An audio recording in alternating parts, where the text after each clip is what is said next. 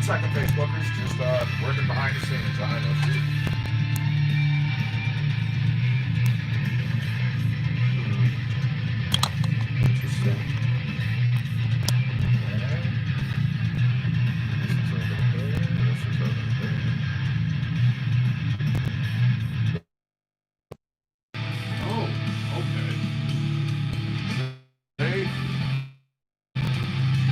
Not just a pretty face, I'm also the engineer.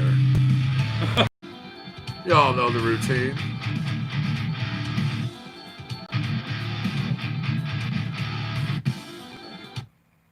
Come on, Facebook, you can do it. Come on, I have faith in you.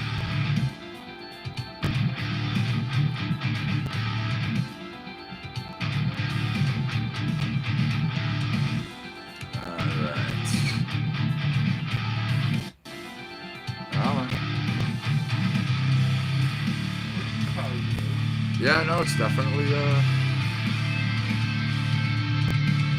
over here, open that. Oh.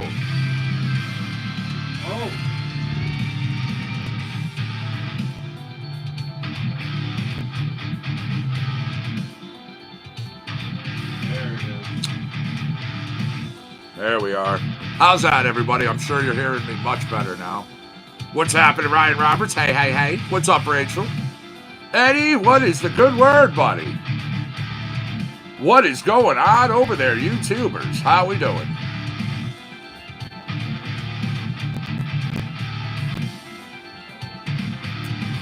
All right, there we go. Right here. YouTube is good. Yeah, go to my laptop. Just pull up Facebook for me. No?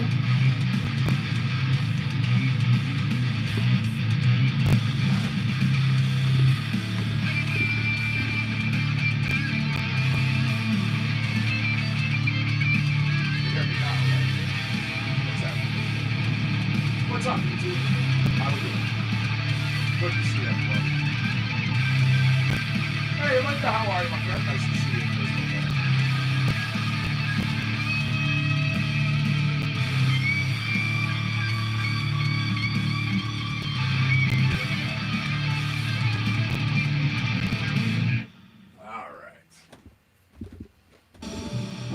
Theme song, Bio Trek from Austin Woodward, of course, and Shane Roberts. Is that better? Yeah? You had me nice up close and personal there for a minute. It was almost like old school, huh? All right. See? Once again, not only am I a pretty face, I'm also the engineer. Good morning, everybody. Thanks for joining me out there. Definitely good to see you. I haven't been on in a couple of days, few days actually. Been busy. A lot of running around, taking care of stuff. Been very productive, very productive. I'm very happy. Very happy. Things are going along and progressing very nicely. As I put up in my Facebook this morning, yeah, people know about the main property. Now, once everything is ready, of course, we will then put out a formal invitation.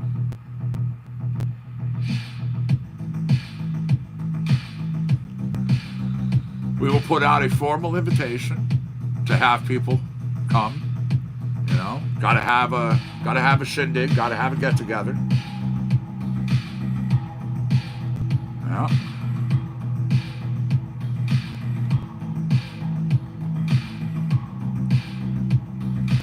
I'm quite happy. Let's see right here.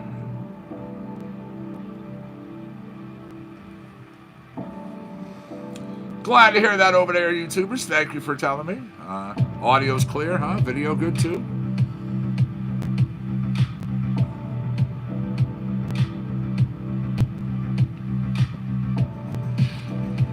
Alrighty. I see Kira. Moving? No. Oh, no. I just got an ice cream shop. Why would I move?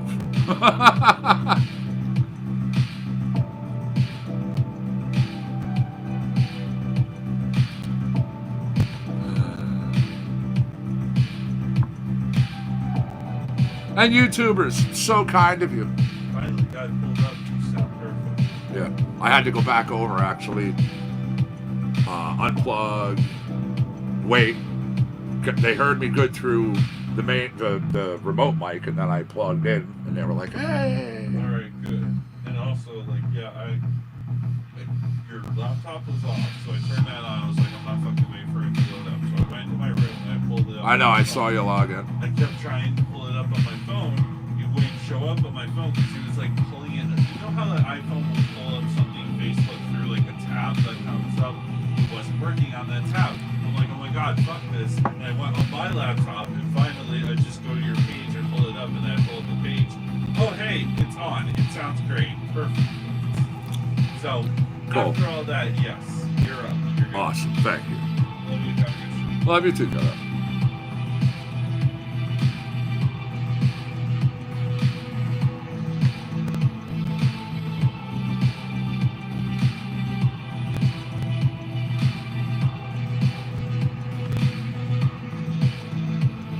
What's up, Joey? How are you, man? Nice to see you in Facebook land.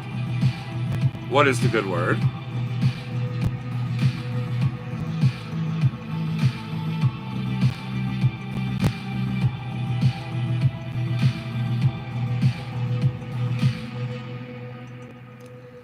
All right, there you go. Couple from Austin Woodward. First one, of course, being BioTrack. That's our theme song here. That kicks off every single show. Speaking of kicking off, once again, hi, everybody. Haven't been on in a couple of days. I've missed y'all. I have. Let me jump over here. My dog with his toy.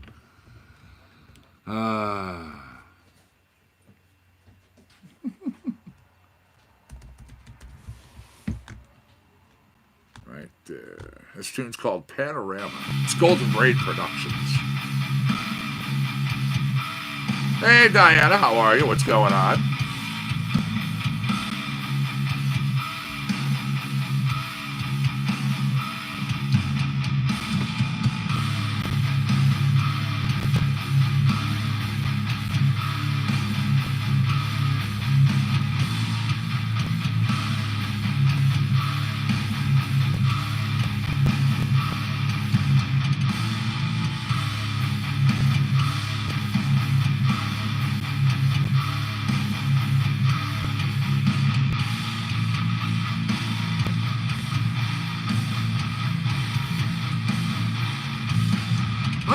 Nice.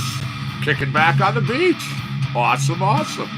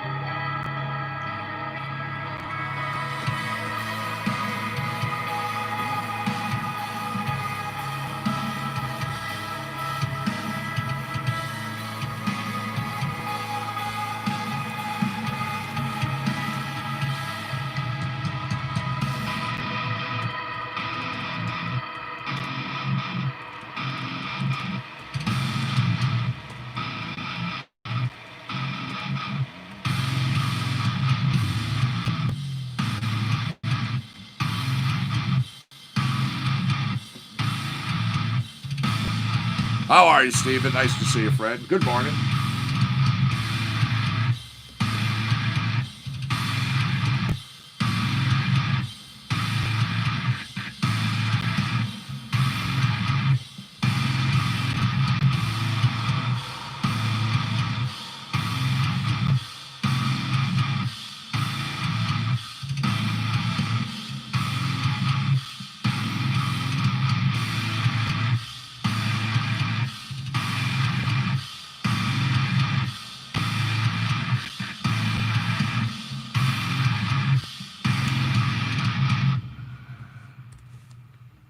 One second, everybody. Got Heavy Gravel Guild coming up. Now, this is one of the new ones. I debuted it here. Talked with the guitar player, Walter Eno. Really talented, real nice. You say really talented. This tune here, he says this is the first time he ever played rock or metal. I'm flabbergasted at this statement. You tell me what you think. What you're going after. Right here on CCNC.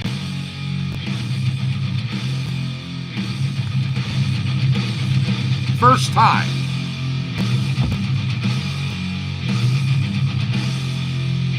What?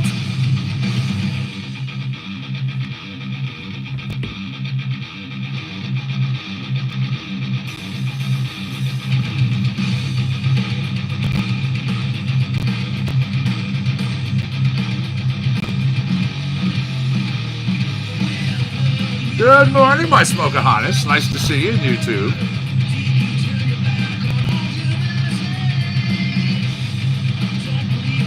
What's up, Jeffrey?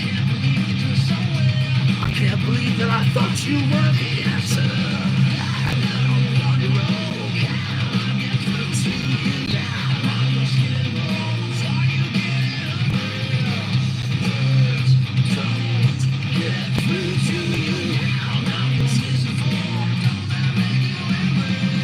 Happy SunDaze, man. Good morning, Nate. Good to see everybody hitting up over there on Facebook.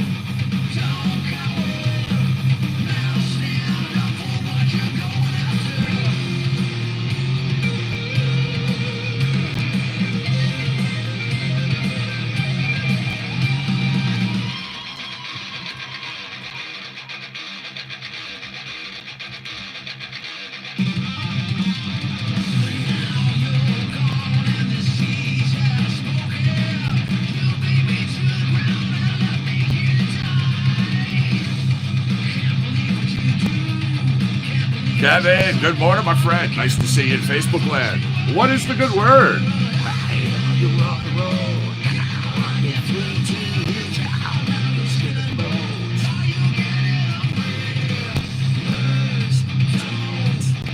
First time the dude's ever played rock or metal.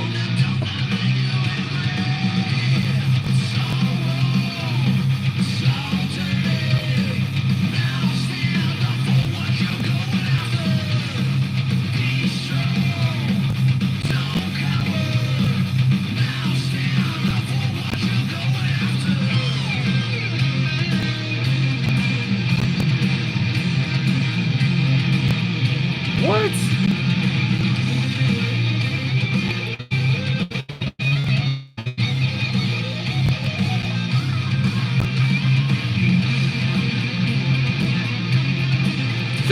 No shit. I have to say he more than nailed it.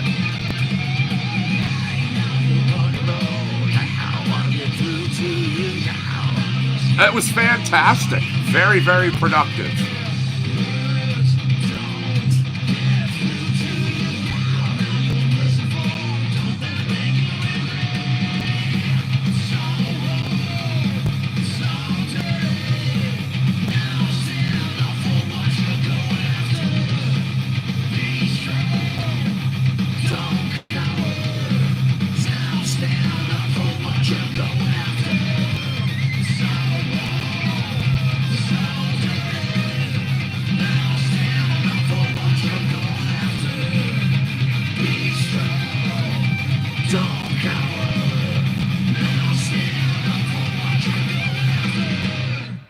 That is fucking kicking ass track. Seriously. What You're Going After, Heavy Gravel Guild, featuring Walter Eno on guitar. As I said, I've already talked with him just a couple of times, but I've already talked with Walter. Seems very down to earth. If that is truly the first time that this cat has ever played rock or metal, the rock and metal world has been waiting for his ass. Like, dead fucking serious. I can't wait to see more from Heavy Gravel Guild. Now, I got on a few minutes late, as you all know, but there will be. It is going to happen. You will have your JC's Power Hour. She's doing stuff in the background. She's getting things going for herself, but she will be down. Oh. Oh. Oh. Please tell me it works. I think I may have another. I actually think I have a debut. A second track from Heavy Gravel Guild. Dentro D. Ooh. Hold on. Tell me it works. Yes. This features Destroyer Creator and a many clan? I can't pronounce. But check it out.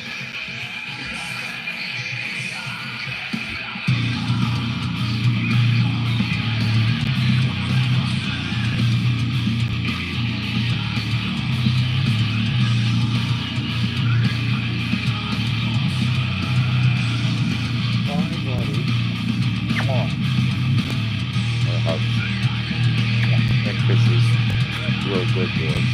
Yes, you are. Your daddy's good boy. Yes, you are. That's your toy. That's your toy. That's yours. I'm not taking it. Yeah. That's yours.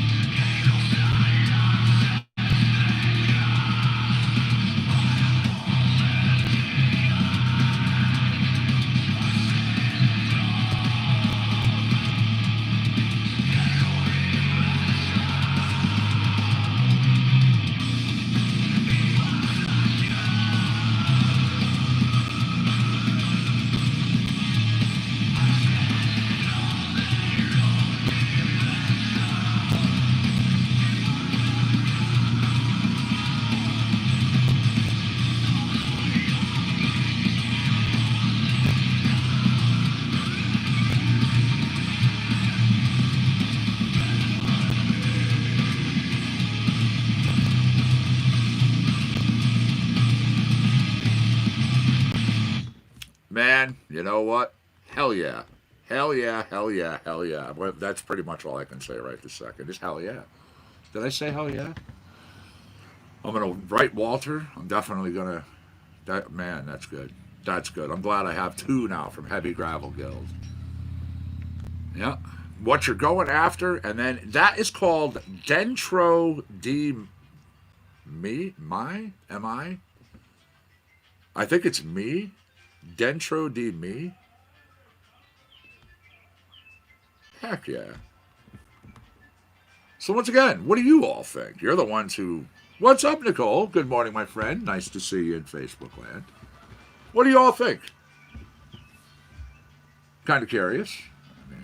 Yeah, okay. I just got a hell yeah from over there on YouTube. Thank you, thank you. No doubt. No doubt.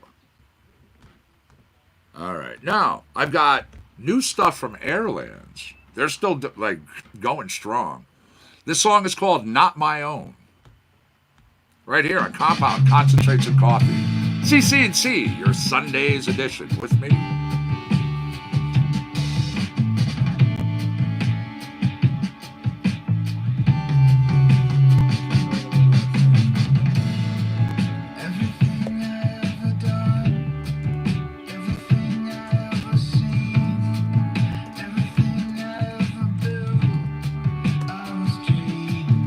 Okay, I didn't know you were ready, so I'll cue up your song right after this.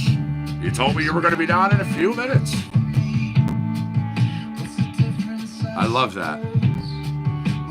I'm talking to her in the background, so I bring up the song, figure and give her a couple of minutes. I just got to look. Well, hopefully you're as happy to see JC for the Power Hour as she is to get out here. I'm sure she has a lot to talk about. I don't know. Do we have any of he who we're not supposed to speak of?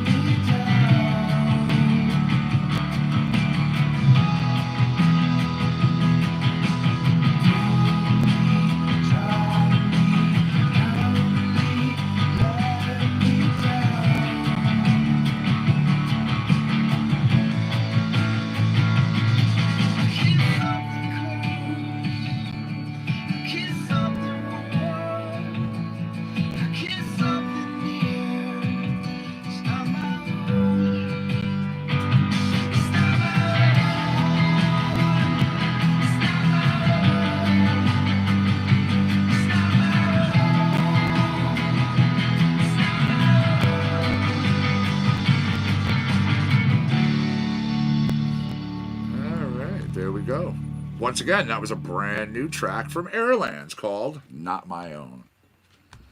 Now, pretty sure somebody is ready in the background.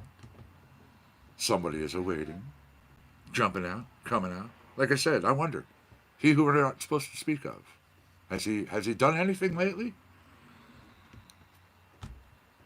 Guess we'll have to. Those questions and more.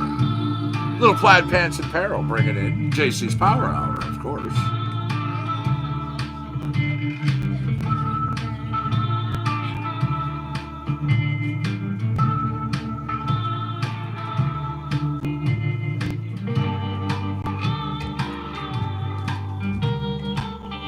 Don't go behind your daddy when he's gonna move the door.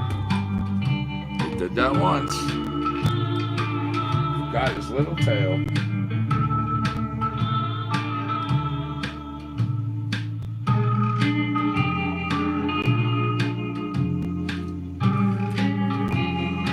I knew she wasn't done. I knew she wasn't done. All right, everybody, I'm going to leave you in the capable hands, of course.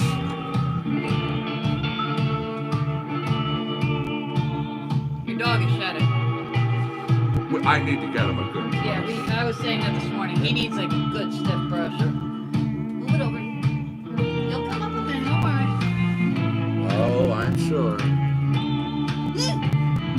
Seriously?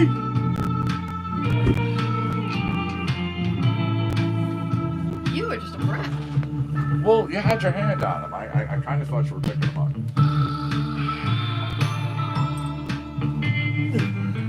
I do not want to run over your little guy's tail again. Well, that was his paw. It would have gotten run over because somebody was being a smart aleck. Yeah, you. Yeah.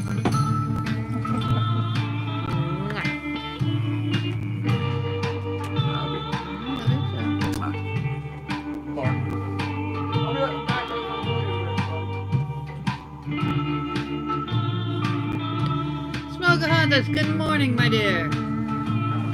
And Chase with that face says good morning.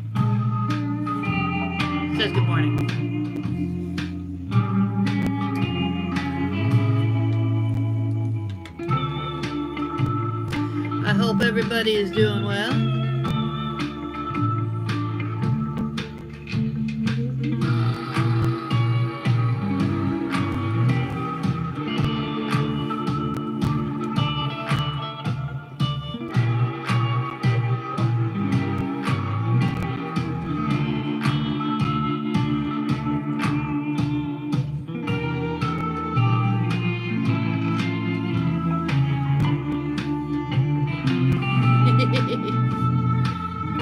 Smoker Honda said good morning, Chase face.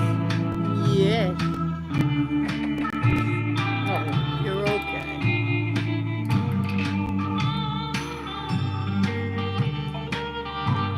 My little cuddle bunny. And of course I hug him and you gotta give me kisses. Be careful the boo-boo.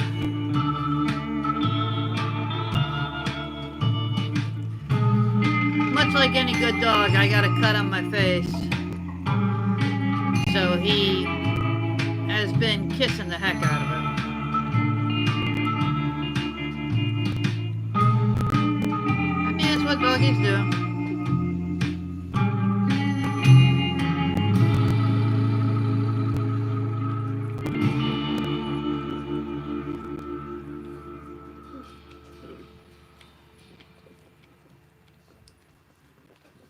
Okay, we all know that was my theme song.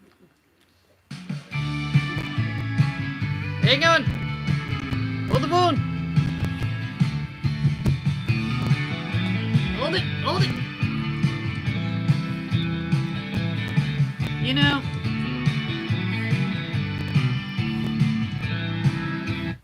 You know, you just move stuff around. Like, yeah, but normally you have it on this laptop, so, you know, I was trying to find it and it wasn't there. Gotta keep you on your toes. Come on, buddy. Some would say that's bad producing. No, that's a bad employee. You don't pay attention to your equipment. Bad management. Setting me up for failure. I already work for the post office. I don't need to be set up for failure. Can everybody feel the love? I mean, can you just feel it?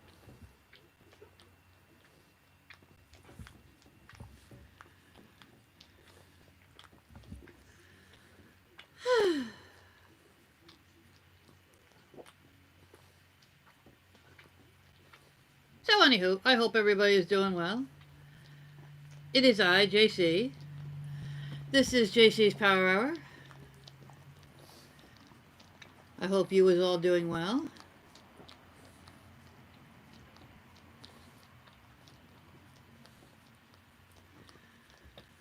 I haven't seen you for a couple of Sundays, amazingly enough.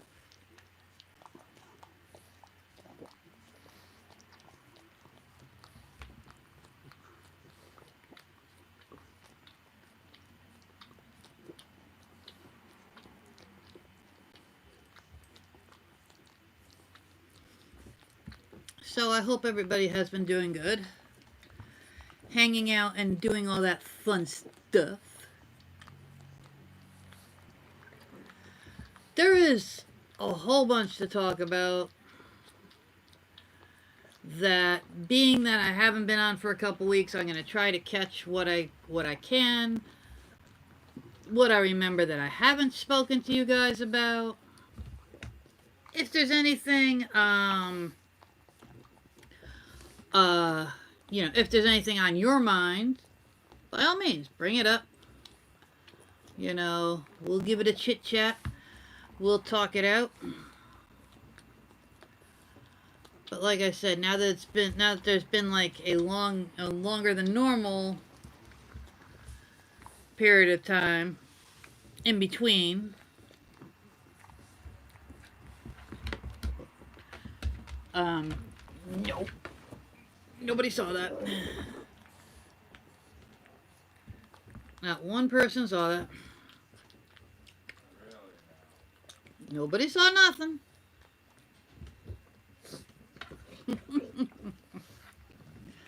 not like I'm live on the air or anything that people can see things.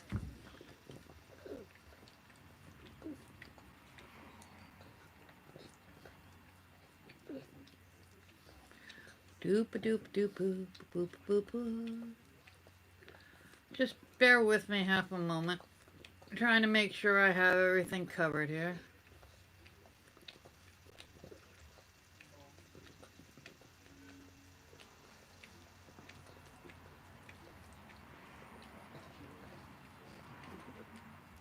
With me half a moment. I'm trying to make sure I have everything covered here.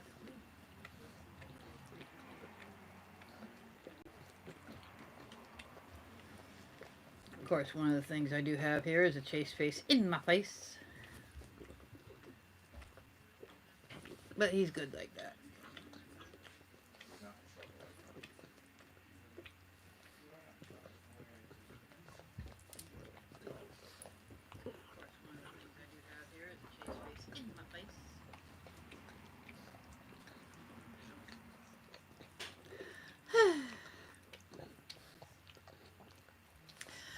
So, let me see.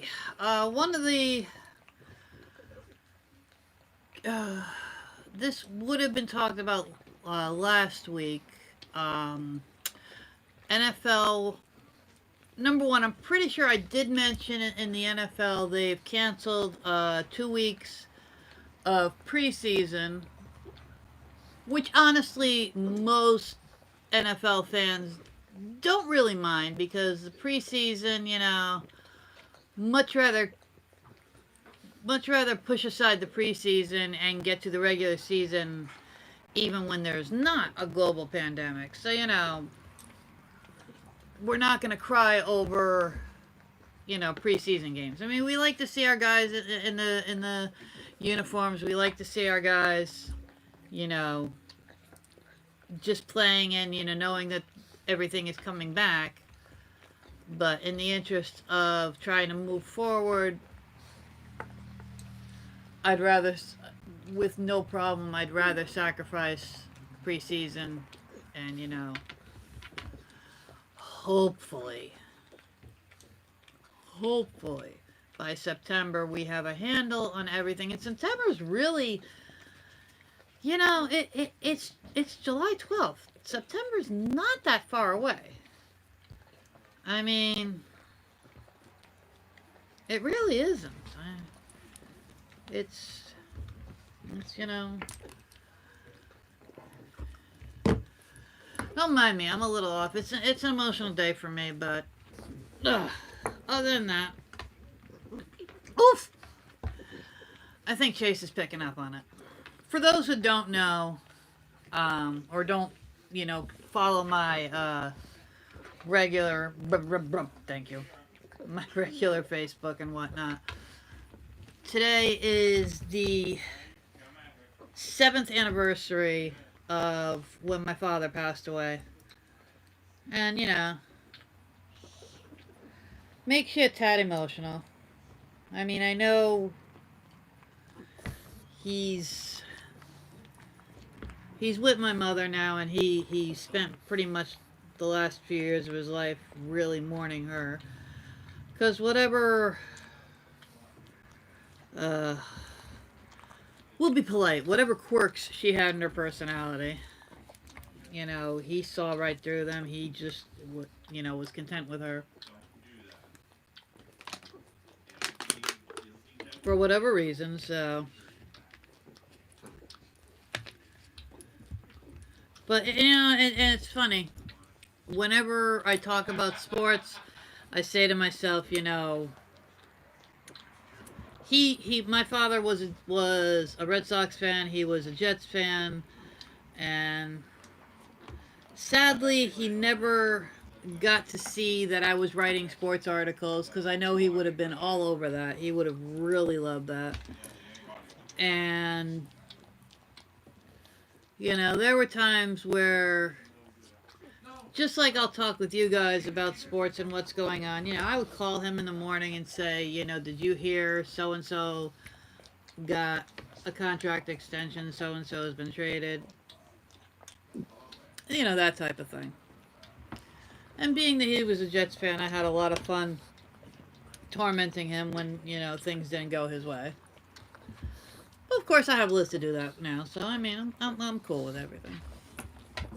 Ugh. But another one of the big stories from last week.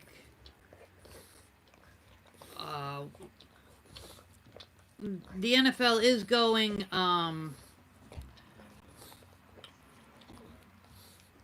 don't want to quite say through the motions, but I mean, going through, God bless you, what they normally go through.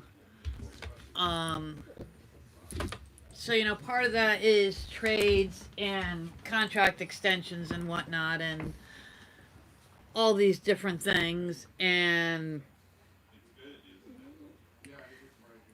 I'm not saying that the kid's not worth keeping, but holy moly, records have been set with this contract. Kansas City agreed to just an amazingly stupid contract. I mean, I say stupid because it's like we're never going to see that kind of money. I'm not saying that they're stupid. Patrick Mahomes, 10 years, $500 million. That's a little bit of cash right there.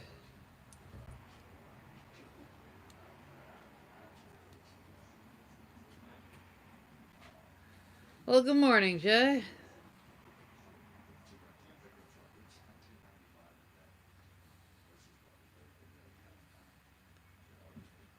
Really? You make your own. That's interesting. I'm guessing there's a talent to that.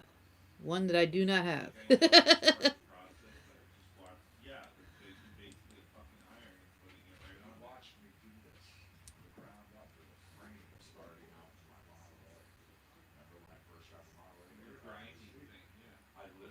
Oh, I know he knows, but like I said, he really enjoyed talking sports with me. I mean, not every daughter is into sports, and B, he liked the knowledge I had because, not saying it to be to sound anything, but like my knowledge surpassed his as far as I would keep up on a lot more and I would look into a lot more, especially because in a lot of sports, not just the NFL, but like new rules, new things every year would pop up, and so I would do more research than he would. Besides the fact that my father and my uncle, who I both adored, my uncle was, I don't want to say smarter because my father wasn't a dumb man, but my uncle was a retired engineer. He was one of the ones who created one of the lunar modules that went up on the moon. So, he had a little bit of skill. So every time new tech came out, new computers came out, he was on top of it. My uncle loved to see all the different things. He loved all the, all the gadgetry. When he was still physically able to walk around and stuff like that, he was living in not a nursing home, but like, one of the apartment complexes where, God forbid you needed a nurse, they were there on call, that type of thing, And so he would of his own accord do a a computer class for the other seniors in the complex. Now you go on the complete polar opposite. My father could barely work a cell phone. I mean, he used the cell phone for yeah, pretty much assisted living. I mean, it was a really nice place, and it didn't have that nursing home feel. Some places are, especially being a mailman, Jay. I've gone to a lot of different ones, and some of them just have that, that negative vibe, that really yucky, depressing vibe, and others of them are just really nice, basically apartment complexes where everybody can hang out together, and this is where my uncle was. Like I said, my father was not very tech savvy at all, so he couldn't go on things. Oh, that's pretty cool. That's important, get everybody to do stuff so they don't get bored out of their minds. I feel bad for the people in the assisted living in the nursing homes right now because the activities are cut off. They are basically, through all this, have been confined to their rooms. There's no community dining. There's no getting together in the in the main hall. There's no bingo.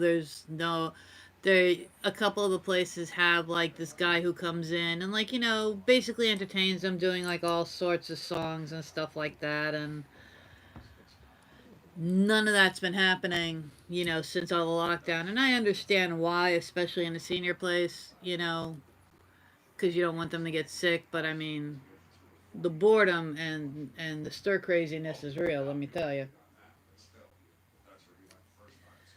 But so anyway, long story got really longer, but now, long story short, when I used to talk to my father about sports, I would keep him abreast of things because he wasn't somebody who was going to go on Google and, look things up and see what was going on, see what the new rules were. And if we'd be watching a game and all of a sudden this penalty would come up, he'd be like, where the heck did that come from? And I'd have to tell him. But I mean, I know he's watching and I know he enjoys everything, but it would have been cool if he saw my stuff, if he saw my posts up there. I mean, I think he would have liked it. But, timing is everything, and the one,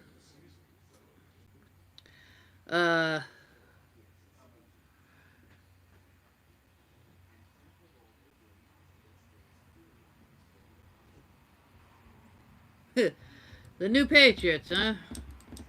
I mentioned it a couple of times. I'm very curious to see how the Patriots play this year. I mean, I want the season to go no matter what. But I'm very curious to see. I'm sorry, is my hand moving, making you uncomfortable? Forgive me. I want to see how the Patriots play without Brady. And on the other side, I want to see how Tampa Bay plays with Brady. Because everybody's like, greatest coach of all time, greatest player of all time, blah, blah, blah, blah, blah, blah, blah. Now they don't have each other. Brady's time is probably limited. Just because no quarterback can play forever. I mean, goodness knows. So he's only got maybe a year or two, depending on how well he's protected down there. I mean, that's possible. I mean, I'm not going to shed any tears for Brady. I mean, that. I will laugh if all of a sudden he sucks down there.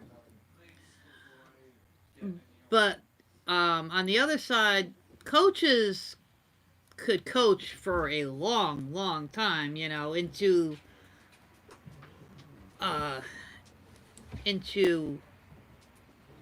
well in their 70s, or that really just goes on to you know, basically their health, and if they want to.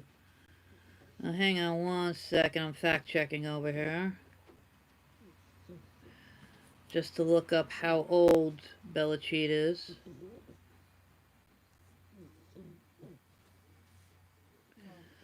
Okay, so Belichick is 68. I gotta give it to him. He looks pretty good for 68. I'm not gonna lie. He doesn't look that old. I mean, I hate the man, but you know. What is the place we usually order from for counselings? It's on my Grubhub. Okay. My computer is upstairs with your sister. Okay, so I'm just going upstairs and ask her then. I was just asking. Why, you want it for lunch? I was thinking, yeah. Well, wait until I'm off the show. Go away. Look at the little go. Could have taken care of it, but alright. Go. So, sorry.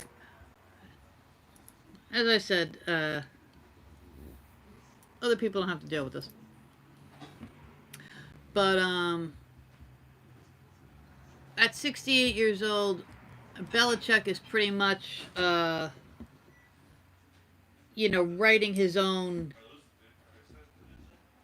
I don't see the Patriots getting rid of him. I'd be surprised if they did. So he's pretty much writing his own ticket at this point. At 68 years old, it's going to be, do I still want to keep coaching? If he still wants to keep coaching, I don't see him without a job. Brady, you know, is not going to be able to play indefinitely because nobody can. So, I really... Now, I like Cam Newton. I've liked him. I followed his career. I like him. I think he's got talent. I'm not exactly sure what happened over the last, you know, year or two. But I know the guy's got skills. Now, my thing, I'm not 100% sure he is a good fit for the Patriots. Because he, especially when he's winning, especially when he's doing well, this guy is very flamboyant. He's very outgoing. He is very the polar opposite of Belichick and what Belichick likes his players to be. So, one way or another, somebody is going to have to change either their behavior or their tolerance, or, you know, and yeah, you see that will probably be Bill's. Now, are you talking about shaping him up in his playing or shaping him up in how he acts? Because again, I don't know where his playing went, and I'm not 100% sure he isn't hiding a little, one of those injuries that's like not as severe enough to have to deal with. I mean, like, look at Roethlisberger. He went out last year after the first game, but come to find out that elbow has been bothering him for like a year or two, but it wasn't a sudden tear. You know what I mean? It was one of those wear and tear things where just a little bit at a time, and then it just got to the point where it was bad enough, like, okay, fuck, I can't do this anymore. I think a lot of the guys hold those little injuries in and try to play through them because, I mean, honestly, nobody wants to lose a year out of their career.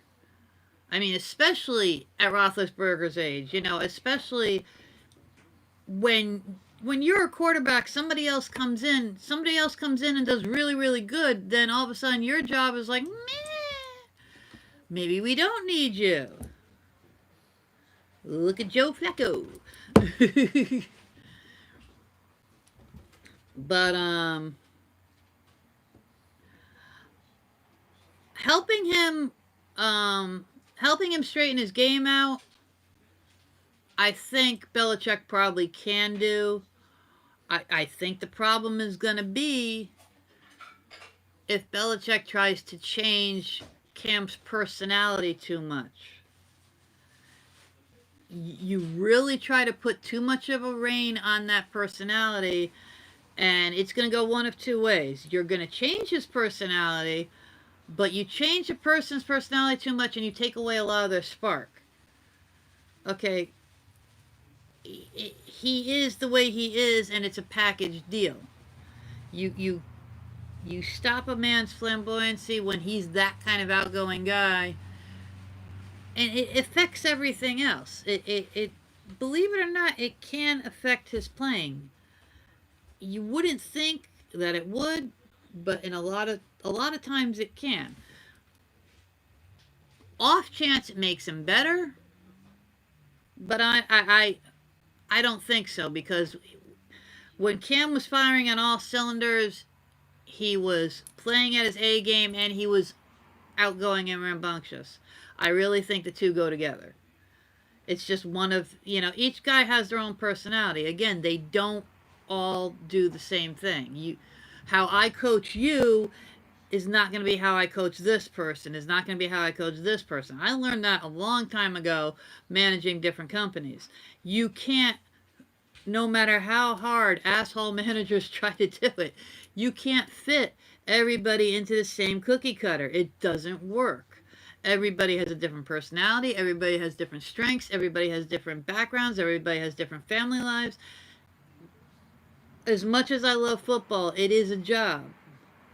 And you have to understand that not only is this a lot of these guys' passions, but it's also a job. And they also have a home life besides their job. They also have other things besides their jobs. You have to balance everything. And you're not going to be able to treat one person the way you are another, because they're not carbon copies of each other. Your coaching style on this guy may work perfectly. You try the same thing with this guy and he just looks at you with, like, that little look on his face. So, I mean, I'm very curious to see how they congeal together. Like I said, there's still some talent. The Patriots have lost a few people, but there's still talent on the Patriots that I think, again, it all comes down to the offensive line. If you give Cam the time, I think that, because he's still has a good arm, I think if you give him the protection he needs, I think there's still a lot of talent on the Patriots that they can be a factor. And this is going to show, really, this will show, is Belichick this good? And can we go through a year without a little asterisk next to the Patriots' name? We'll see that, too. Then we'll go down to Tampa Bay. And now we're going to look at Brady. You're so terrific. You've got an ego and a half. Are you going to prove me right all the times I said, if Brady wasn't drafted and put on the Patriots, I honestly, to this day, still think if he went to the Browns, if he went to, when was he drafted? When did he start? Like, it's been like, what, 9-10 years at least, right? If not more. So, if he went to the Lions back then, the Lions have tried to make here and there. Well, that's what I thought. That's what I think. I mean, and that's a big deal for a lot of talent.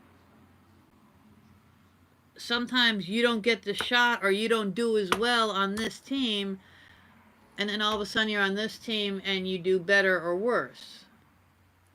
Like, again, staying with the Patriots, I'll talk about Garoppolo again. Garoppolo never would have gotten his chance on the Patriots unless Brady had, like, a catastrophic injury like Ben did, and he had to take over for an entire year. But being out west and having his own, basically his own show, you know, he started to flourish. I mean, Bill did have a lot to do with that. I'm not going to say Belichick didn't. I honestly, for the sake of football, for the sake of the game, I honestly wish there weren't all these little asterisks next to Patriot games. You know, some of the times that they've gotten fined and they've gotten, you know, penalized for cheating, some of the times have been the dumbest times to do it. But it's just when they got caught. So they more than likely were doing it a lot more than when they got caught. Like, I don't remember if I've talked about it, because again, it's been a couple of weeks since I've done a power hour. Was it this week or was it last week? I don't remember. Time is a thing. I've been working 6 days a week. All the days blend together. I'm okay.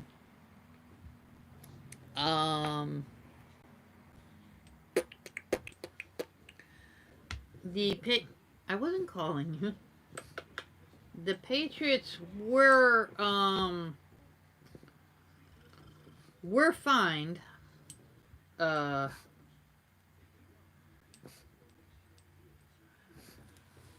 they were fined for what they were against the Bengals of all people. I mean, especially the past couple of years, you don't need to scout them, or you don't need to do anything that they were doing.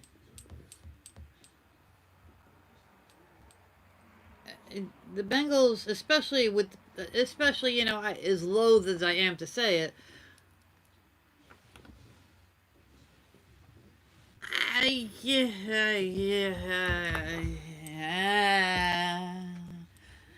perhaps a lot of the teams do it. There's scouting, and then there's, you know, pushing the bar. And sure, are the Patriots the only team that have ever pushed the bar? No. Are they the ones who have gotten consistently caught doing it? Yes. So you have to think that they're doing it more. I'm not absolving, you know, the 31 other teams that they're all perfect angels and never done a thing wrong. But honestly, to me, it would make more sense that the Browns are trying to cheat, because the Browns at one point couldn't buy a win.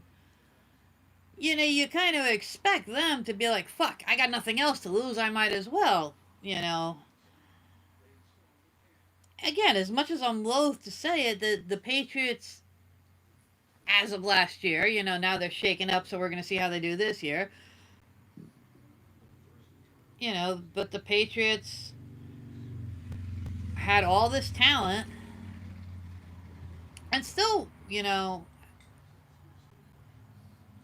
I don't know. I mean, if you have this talent, don't you want to play on your merits? I mean, if you have all this talent, don't you think you're this good that you don't need it? I mean,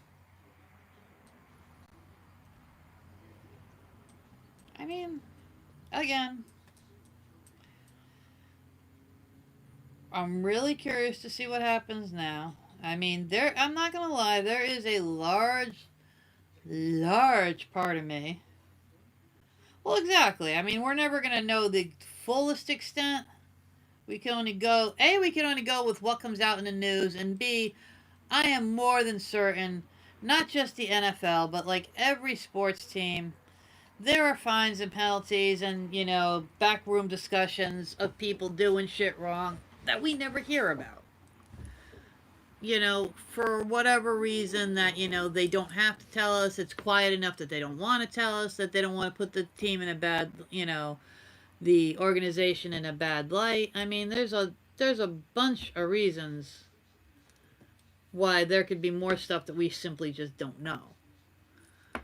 But I'm really hoping that the games, one way or another, are played normally. I'd love it to be with fans. If they have to play with no fans, so long as they play. I mean, you know, The turkey of the meal is just getting the games. Fans being in the stands is the mashed taters and gravy at this point. It does.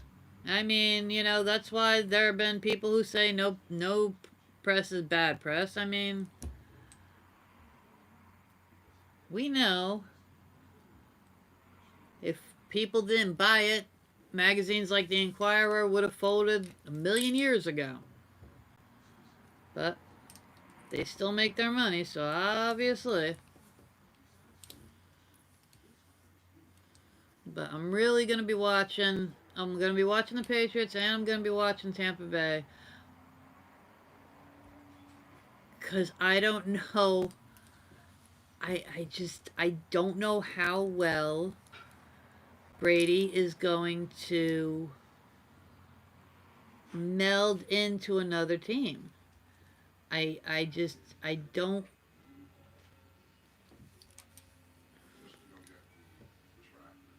His personality, you know what I mean? It just, his personality, his, I mean, kind of ego, but I think he's been so content and so, I mean, which you should be. I mean, I've always said that the quarterback, whether he's a good one or a bad one, for whatever reason, the quarterback is a general on the team and has to lead the team and has to, you know, use whatever skills he has to lead the team. Now, not every quarterback has that.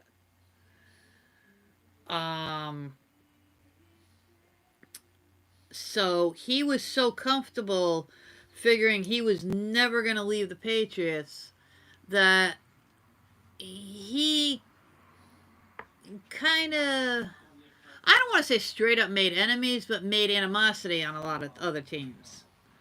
So, again, like you say, I don't know how well he's going to mesh on these other teams. I really don't. I mean, it's going to be interesting. And if nothing else, if Brady can't mesh well enough on another team, it might finally be a learning experience for him, one that he probably should have learned 8 or 10 years ago.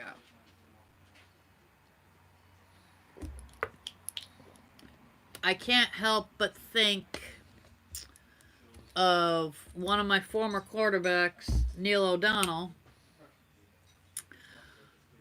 who didn't stay with the Steelers near as long as Brady stayed with the Patriots, but his ego got all sorts of pumped up and inflated. Oh, I'm the only reason that the Steelers won. I am the only reason that this happened. I am the only reason that that happened. And he left the Steelers and he got run over like a steamroller. Part of it is he didn't have the line that the Steelers gave him to protect him, and I'm sure part of it was a lot of linemen don't like that ego. And a lot of linemen are like, oh, you could do it all by yourself? Have at it. You know, they can't stand up and, you know, make it that obvious, although they probably want to. But he did got run over like a damn steamroller. And pretty much faded into obscurity. I know that a lot of Patriots fans did want him, you know, to go out last year and, you know, just be, but again, I'm bringing back he would not let his last throw be a pick six. He wouldn't. I don't know the man personally, but I've seen enough of him to know that would have just stuck in his craw for the rest of his life. He could not let the last throw he had in an NFL game be a pick six. He's like, no, I could do this. I could go out better. He did not, and again, after everything he has, that's his ego. He would not let that be it. he probably figured, and even I said, if the Patriots kept him, it would have been a 1-year deal. They wouldn't have given him anything extended, but if the Patriots kept him, it would have been a 1-year deal. The Patriots did not want to do that, and he ended up going somewhere else. Now, going somewhere else, his last stuff can be even worse than a pick six. Now, not that people won't talk about what he did in New England, but if he has a completely shitty year, or if he gets knocked out, or if, like, you know, he can't do a damn thing with Tampa Bay, my man just went all in on black, okay? He pushed every damn chip on that spin of the wheel, and it's gonna come up red or black, and he is either gonna go out on a high note, or he is gonna go out with his tail really far between his legs. And I don't know. Give it to him for guts for trying it. But there's a lot riding on this. I mean, and I don't think I'm the only sports reporter that says these kind of things about him. I know I'm one of the few, because most sportscasters have their lips firmly implanted on his ass, like Collinsworth does. But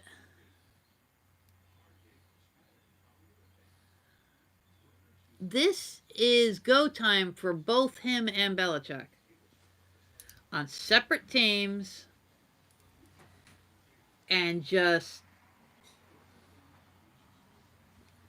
can either one of them basically survive without the other? And I mean, that's basically what it's coming down to. You know, they've been together this long. It is a relationship. I mean, oh, forgive me, I had to type something. You'll live. God forbid mommy moves. But,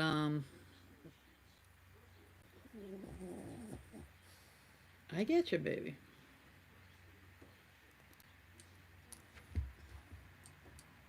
You know, today is the 12th, so it's basically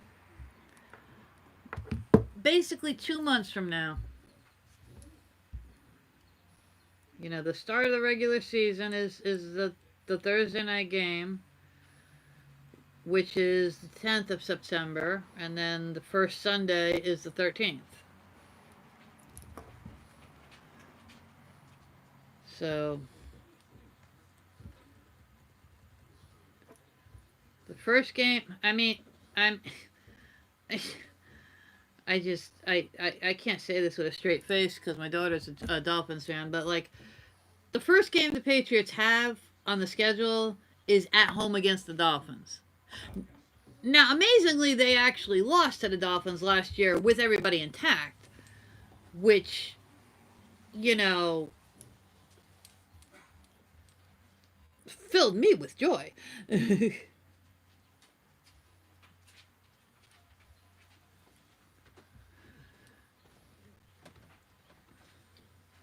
Don't boot my dog. It's adorable.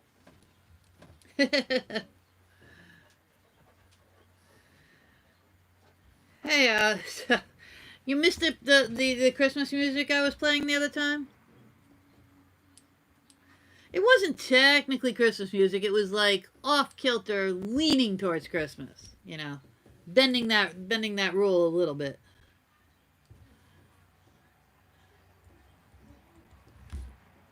But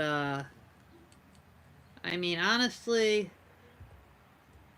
you know, I'll laugh if the Dolphins beat the Patriots no matter what, because the Dolphins are such a wild card, and just, you know,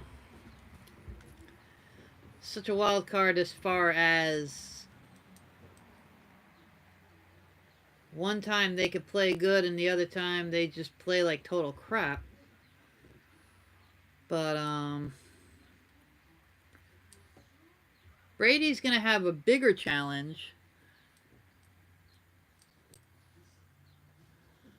because Brady's got to go into New Orleans and play the Saints.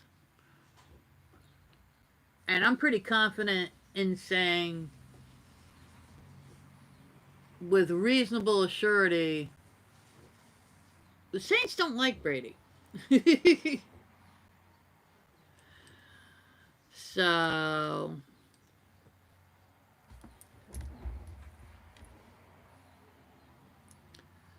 Oh no, there's a lot of pressure on both of them, Jay. I mean, absolutely. Their pressure doesn't even begin to describe it. But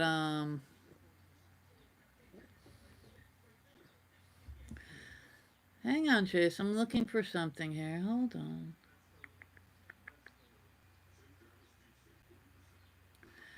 I mean, I don't get a lot of requests.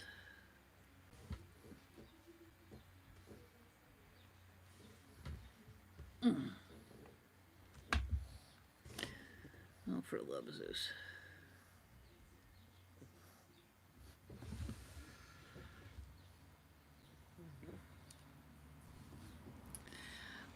I mean, he's...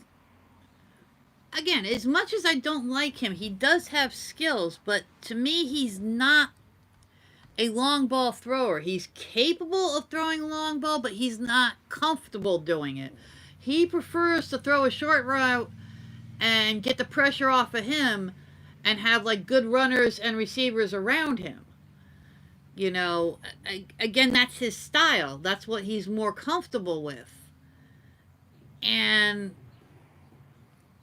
I don't know if that's going to work in Tampa Bay. It worked on the Patriots because he had the people backing him up to do it. You know, I mean...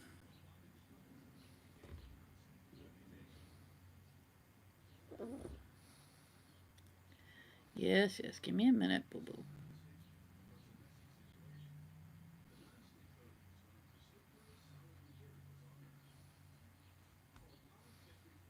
Ah, here we go. Here's one of those half and half. I'm gonna keep talking, but I'm gonna throw a song in the middle so that way I take care of both, you know, sports and requests. So how's that?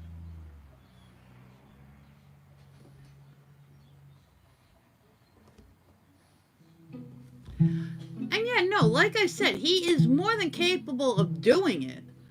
But I mean, in a way, maybe that's why his arm has lasted so long, because he doesn't, like, let's even go back to past, you know, elite guys. Let's go to, like, Joe Montana. Joe Montana would go to the long ball a lot. And by the end of his career, we all saw, I mean, you saw how his elbows were.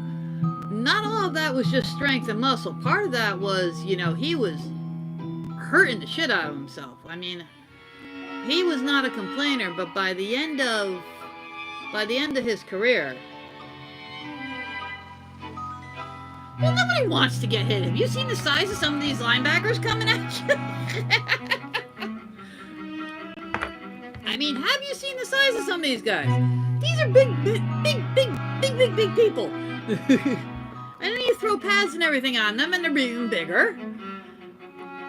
And they're getting very particular on how you can tackle. So now they're either going to say, screw it, I'll take the yardage, I'm really going to hit you. Or they're going to go on that textbook hit. And if they hunker down and textbook hit you shoulder right into your gut, and they're 350 pounds and you're 180, 200, you're going to feel it. I don't give a damn what shape you're in. I don't give a damn who you are. I don't care how young or old you are. You're feeling that.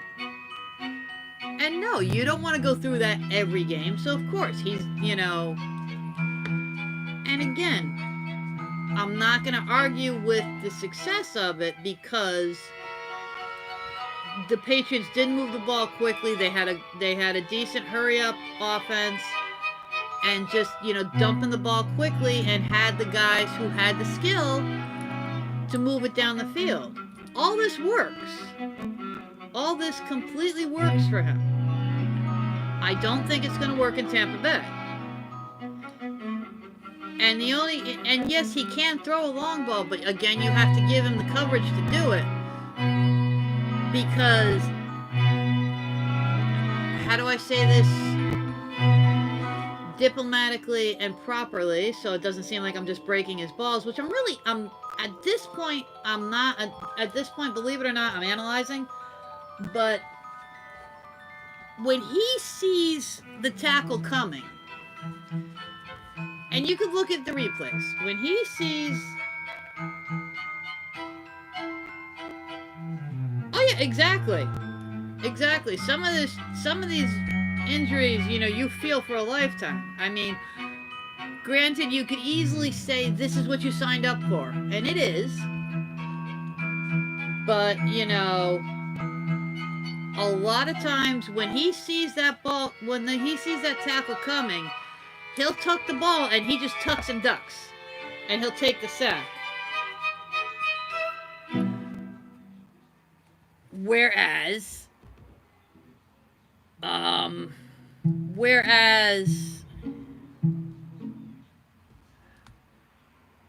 I don't want to say only Ben, because it makes me, sound like I'm comparing my team to yours, but Ben is a prime example of, Ben actually scares me because, there have been times that Ben will stay in the pocket longer than I want him to, and, it's my damn team. I mean, there are times where I'm like, holy crap, do something, and I'm screaming at the TV like the man could hear me, but he will stand in that pocket and he will duck and he will and again, he has the respect of a lot of the linemen, because even though he's gotten rolled up on his knee and his ankle, and that scares the shit out of me that it's gonna get broken and stuff like that, but he also has amazing respect of the other linemen on the other teams, because they straight up say he's one of the hardest to bring down. And there are plenty of highlights that you could watch where he has literally shrugged guys off like they're a fucking jacket. He has literally just been like, no, I ain't going down. Or somehow he scrambles out of the pocket. And again, as a fan, it scares the hell out of me.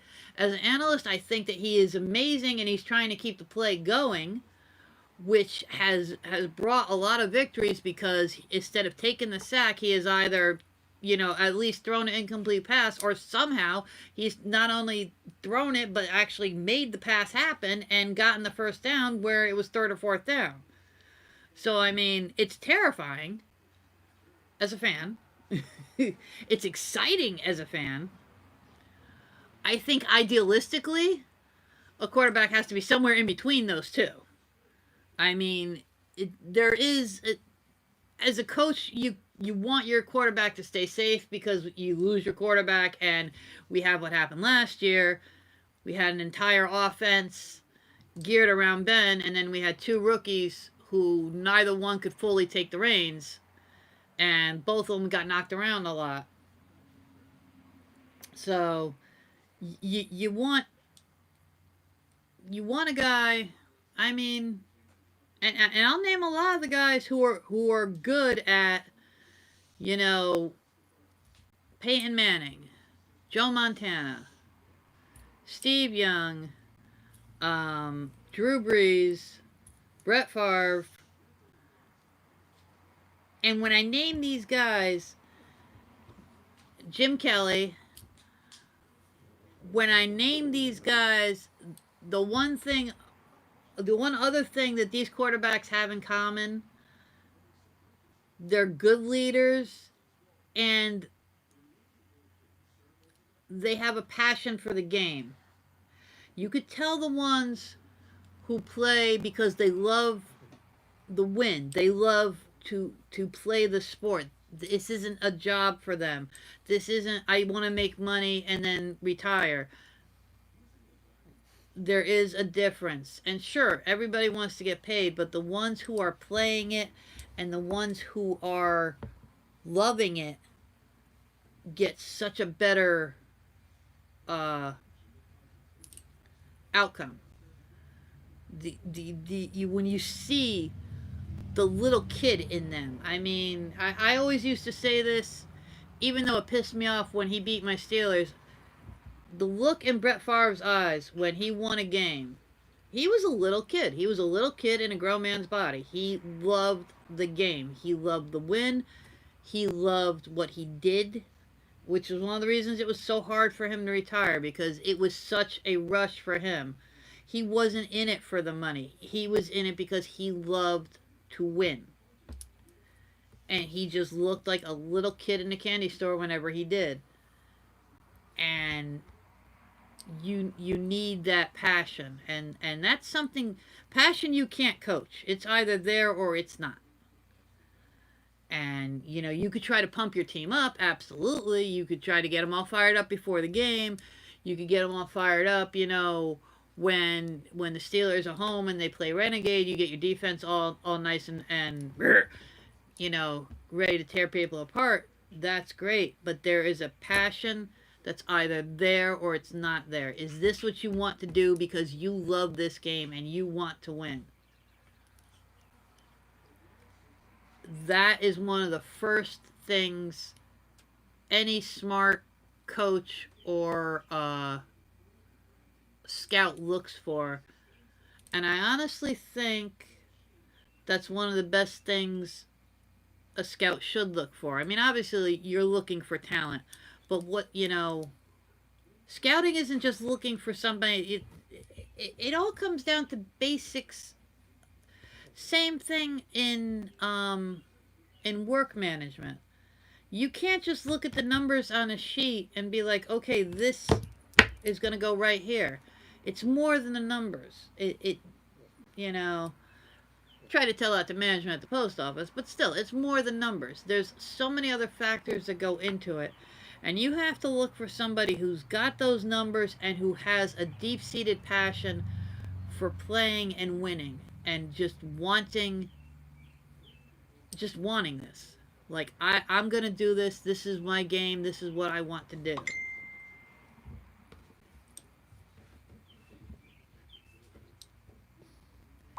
And, again, Mr. 10 years, $500 million. Mahomes, he's got that. He's got this kid. This kid. Again, as much of a Steelers fan as I am a fan of the game. And this kid has got so many positive skills that I could see why Kansas City paid him, to keep him. I mean, it may make it hard on their salary cap, but honestly, I feel that he's one of those guys who will renegotiate if they need, like in certain years, to free up cap space. I just think he's that kind of a guy because, number one, he's definitely got the skills. Number two, you watch this guy on the sidelines. He is a natural leader. He could have been a leader in anything that he did. He's just got that, and he's young. So he's got a maturity that not everybody at his age has. I mean, hell, he's got a maturity that not everybody at 30 or 40 has. And he's got the passion for the game. And it's infectious. And you see how he is with his teammates. And that passion and that spirit is infectious. And his team rallies behind him. And that's what you want in any quarterback. And which is going back to our original point, Brady doesn't have that. So I don't think he's going to transition well to another team. He does not have that passion. Was he happy when he's won Super Bowls? Absolutely, but he doesn't have that same passion. There's a difference between happiness and passion for the game, and he doesn't have it. He just doesn't. It's not a point of, oh, he doesn't show it. He doesn't have it. I could see it in his eyes. He doesn't have it. It's a means to an end for him. It's a means to a paycheck, which is fine. But it worked for you all these years on the Patriots. It's not gonna work for you down there. I mean, go ahead, prove me wrong, but I'm gonna be laughing hysterically when he proves me right. I mean, I would actually have to give him a little respect. Very, very, very, very, very little. But I'd have to give him a little if he could actually turn that team, into a winning team this year. Not that they're like, Browns caliber of a few years ago, but you know what I mean. If he could take them, first year on the team and take them to a winning season. But itty bitty teeny tiniest little, but I don't think I'll have to. I honestly don't think I'll have to. It would annoy me if I did, though. I really don't want to. I don't like him.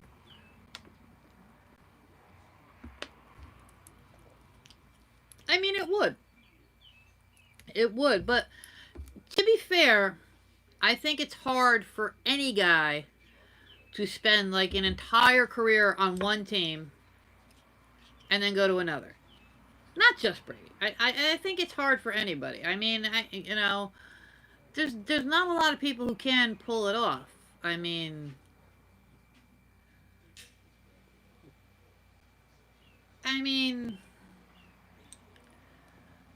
Brett Favre went into retirement and came out of retirement. Devo went into retirement, came out of retirement, went to the Bengals, came back to us, went to the Patriots. It's when you spend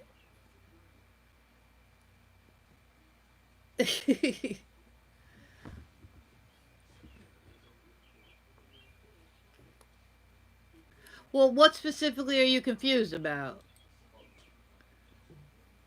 Like why he didn't retire, or why the Patriots didn't keep him, or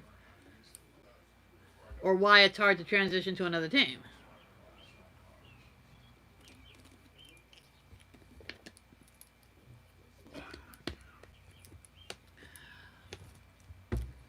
I think the Patriots didn't keep him and didn't give him a year contract. I honestly think, my gut tells me that was some behind the scenes stuff that we don't see. I think there were arguments. I think there were some disagreements, with management and the upper members of the organization. And I think, because I don't see it being money, because honestly the Patriots aren't hurting for money, and especially to do a 1-year contract, I don't think that it was money. And again, I'm honestly, besides the fact that Brady didn't want his last throw to be a pick six, it also fits his personality type when the Patriots wouldn't give him that extension. Pure spite. Oh, fine, you won't, I'll go somebody else. Somebody else will pay me. I mean, I think it's a good combination of the both. And, we'll see them longingly staring at each other across the field. I mean, eyes will flutter and everything. There's somebody in the doorway. Ugh. What's up, little pup? This is me and Mommy's chair. No. This is me and Mommy's show. Yeah. I'm guarding it. It's our show. Don't you pet me. Don't you try to get my guard down. Don't you wobble at me. Well, it's been real. It's been awesome chatting with you, Jay, and everybody else out there. Oh, you God. I'm getting old. And hopefully I shall see you next Sunday. What's happening, everybody? What is the good word? How's things?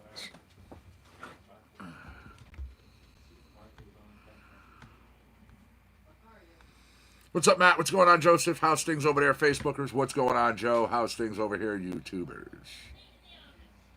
That down, this over here. Let me grab us a little music here. She had holiday music going on, I heard. I mean, she plays what she wants. What's up? What's up? Okay. A little hip hop. Tune called Unstoppable.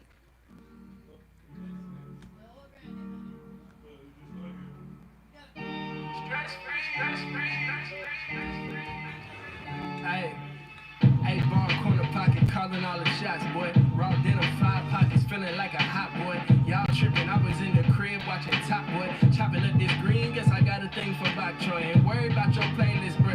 I need an alias, I need a foreign passport, and a change of radius. I don't pay them, but I don't save them, I ain't the glaciers. Need 2 trains like Def Jam to change the glaciers. Titanic crash against flaws, you know my wave crazy. Put over with no ID, look like cocaine 80. Same kid with stripes like a ref's average shirt. Got the next magic verse, got my chest tatted first. Where's my boy? There's my boy. There's my boy. Oh, scratch it. Oh, scratch it. Oh, scratch it. I'm living stress-free. Never catch me. Never test me. I'm living stress-free. Never catch me. Never test me. I wish you could see me now. I'm unstoppable. I wish you could see me now. I'm unstoppable. I wish you could see me now. I'm unstoppable. I wish you could see me now. I'm unstoppable. Whoa, whoa, whoa, whoa, whoa. All black leather now. My vibe much better now. My tribe said I'm the one. My time feel extra now. My instincts dialed in. My senses is dialed up. My senses just chime in. They eyebrows rise up. I feel like a titan writing the scripture. My mind is touching the mixture, designing the holy picture. Reminisce on tradition. My fighting the heart with the knockout. Genesis definition of light when God told me pop out. With a smile on my face upon my arrival. It's a difference when racing for your survival. Think I'm poised to win it. Checker flags, waving Nipseyana. Drinking Chardonnay with my little mama banging Rihanna. Icons of this time that we live. I'm facing my every fear. I'm taking time to be still. I'm breaking down every barricade as I wait at the pier. Still waters run deep and I swear it's great to be here. I'm learning patience this year. Chasing greatness this year. I'm making statements before they happen. Creating this year. I seen love leave and I seen hatred appear. And my ears adjust to the silence. The snakes I can hear. But it's never scary. The DNA of God hereditary. We all in the same class but the lessons vary. Old school ambition, but painted extra cherry. Receive the fruits of my labor, I think it's necessary. I'm living stress-free, never catch me, never test me. Oh, no. I'm living stress-free, never catch me, never test me. Oh, no. I wish you could see me now, I'm unstoppable. I wish you could see me now, I'm unstoppable. I wish you could see me now, I'm unstoppable. I wish you could see me now, I'm unstoppable. Whoa, whoa, whoa, whoa, whoa.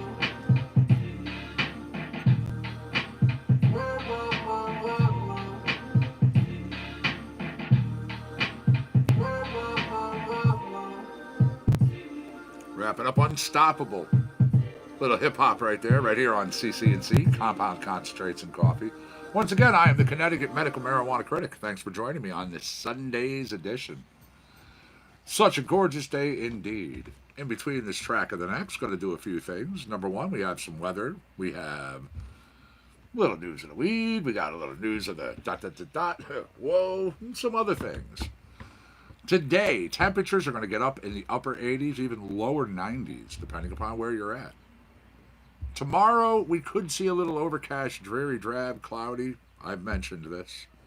However, Tuesday, Wednesday, Thursday, going into Fridays, beautiful sunny weather. Then, over the weekend, Saturday, SunDaze next week, nice and sunny once again. You're still temperatures mid to upper 80s. Oh, yeah. It's what we want, right? My Monty. Let's see. Let me open up the news of. I see the emails in here. Yeah, This has been happening. It's actually happened a couple of times again recently. An Australian woman who won a $700,000 lottery jackpot did this using the same numbers that she played ever since they came to her in a dream. Congrats. Yep. 15, $700,000. She says the first time the numbers came to her, about 15 years ago. Yeah. Awesome. Congrats.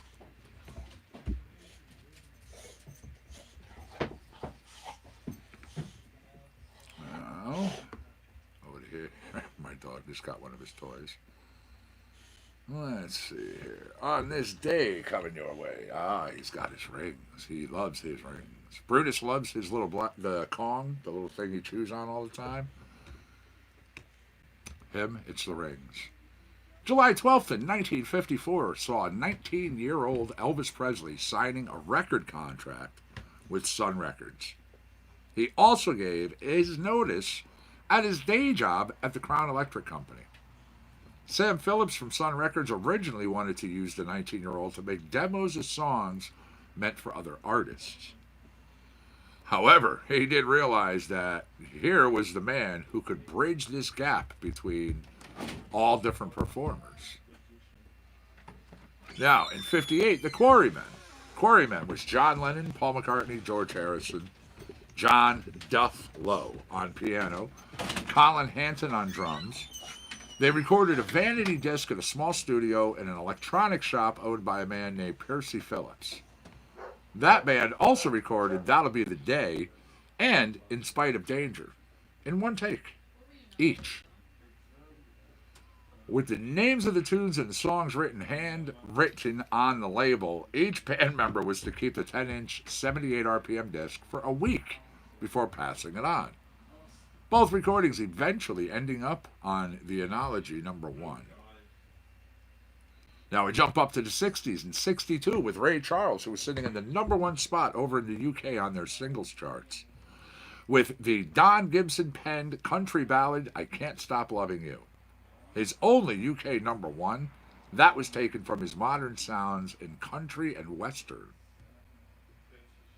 Yeah. 64, talking about the Beatles before. We had the Beatles appearing at the Hippodrome Theater in Brighton with the Foremost and the Shub Dubs. The drummer, Jimmy Nicol, had filled in for an El Ringo Starr on the Beatles World Tour. Also in the U.S., the Ed Sullivan Show, rebroadcasting the Beatles' first live television appearance. They did this from the February 9th recording. Now, on the way to tonight's gig, George Harrison was involved in a minor crash in his brand new E-Type Jaguar, and this happened on Kings Road in Fulham, London. Passing pedestrians collected bits of broken glass as souvenirs. Ooh, kind of macabre, eh?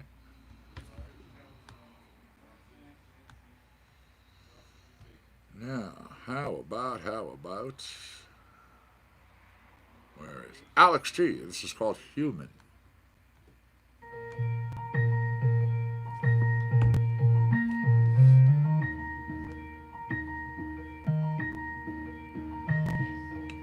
Do you recognize where your mind is going? Do you know if it's ever gonna stop? We were keeping quiet and minding words. Come on, Facebook. Now we're feeling more like rebellion. Don't run, don't fight, even if it don't feel right. No fight, no life.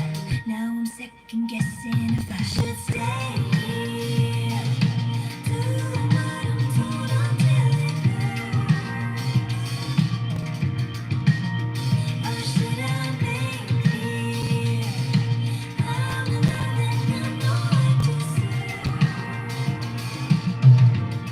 to be human?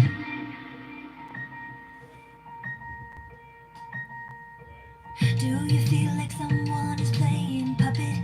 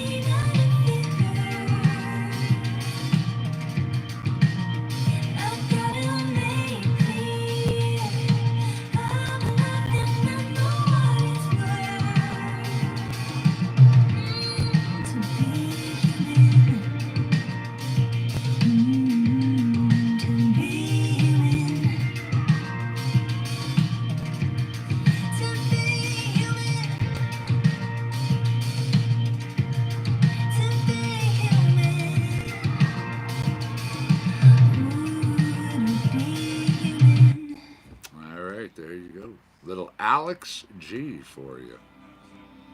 Nope, you know what? That's slow. Slow's got to go. We don't do slow on the show. Now, Adam Griffith. How about something from Adam? Jump on over into electronic. If you dig with this, go to adamgriffithmusic.com. It's called Worlds Collide.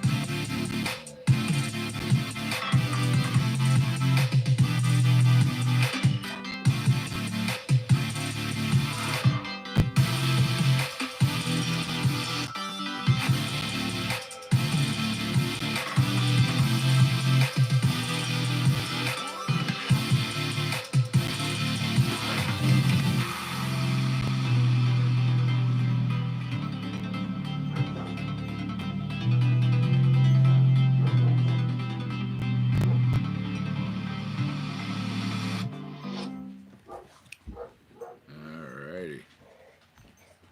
That, Worlds Collide, we also had The Distance Between Me and You, the artist Dr. Peel. Now, yes, I laugh at my dog when they bark. All right, Ghost Town, a little rocky, a little reggae.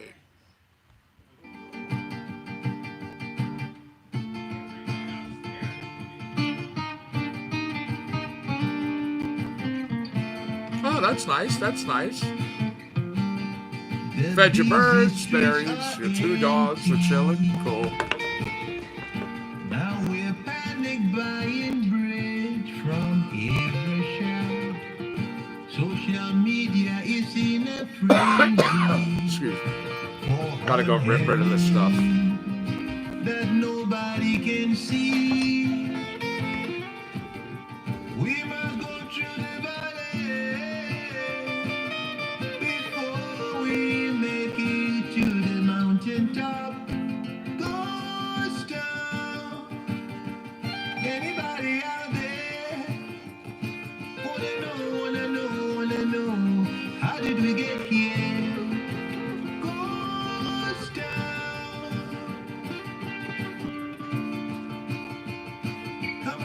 Come alive, your fear would disappear. Was there a warning you didn't take it? Were you too busy to see it coming? Was there a calling you ignored it?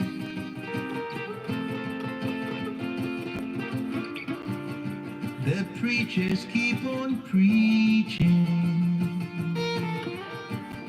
The prophets keep on prophesying. apologizing for their flaws. Politicians making up the answers. Oh, nobody knows which way this will go. Through the valley, we must get up to the top. Ghost town, can you hear me now? Wanna know, how did we get here? Ghost town, anybody out there?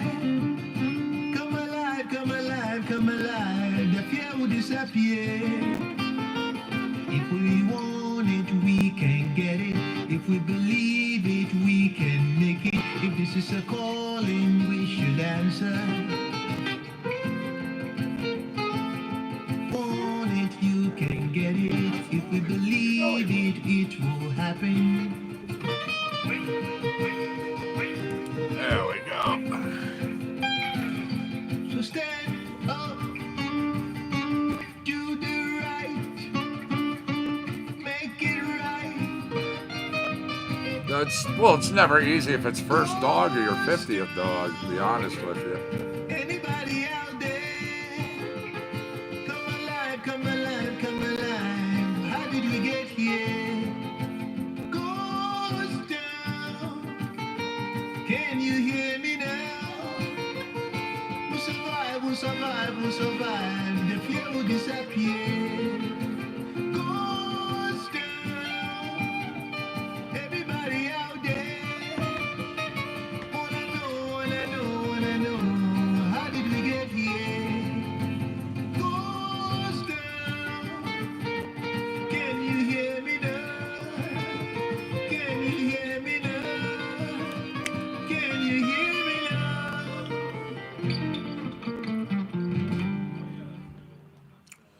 There you go. That's a new tune. It's called Ghost Town. It comes to you from Rocky Out of Reggae. Now, Late Night, the name of this track, comes to you from Nick Gallant.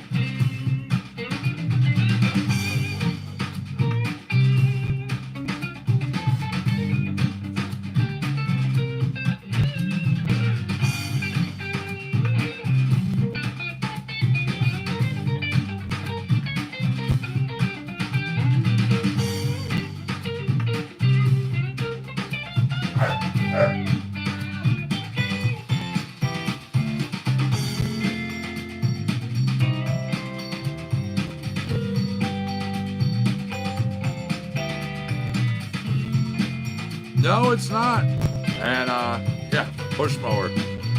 I have my tractor for the compound here. 3.1 acres at this location, and yeah, tractor all the way, brand new. Well, 49, a little R&B and soul. This is called Get Loose. Got to be jumping out, as a matter of fact, on the tractor and doing stuff here.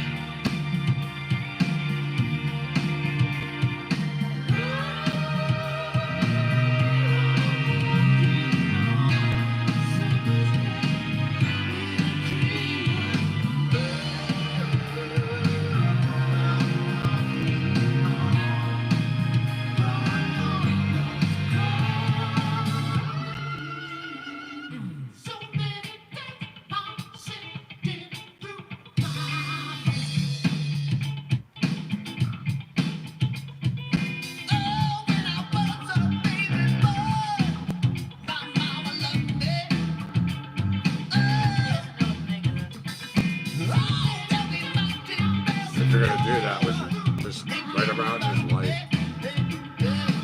that's what I was saying. Sorry in advance if it falls on you. That's tough. I was only half kidding.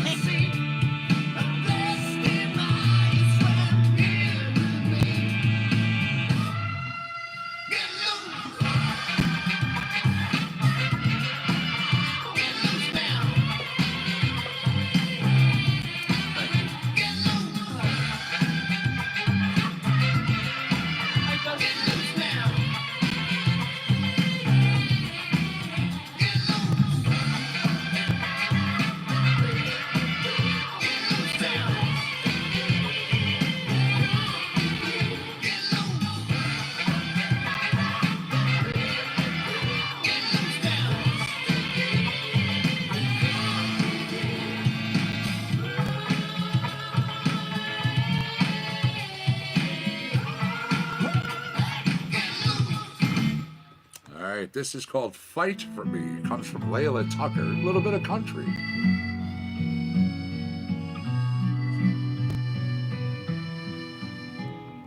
Over the highest mountains, through the burning hot sand, fight through the darkness. I'll love you till the end. But babe, I need a sign that proves that you'll always be mine.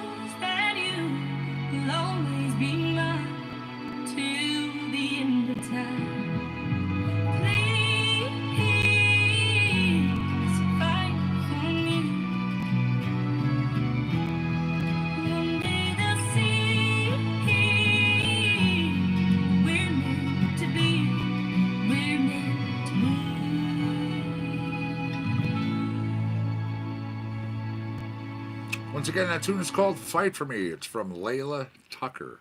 Go to LaylaTuckerOfficial.com if you dig what you hear. You know the last name Tucker. Been around pretty much forever, synonymous in country. So, worth your time. Let's see. I'm going to do some jazz now. A tune called Wind Power. Little Brian Wythcombe. Go to briansmusic.net.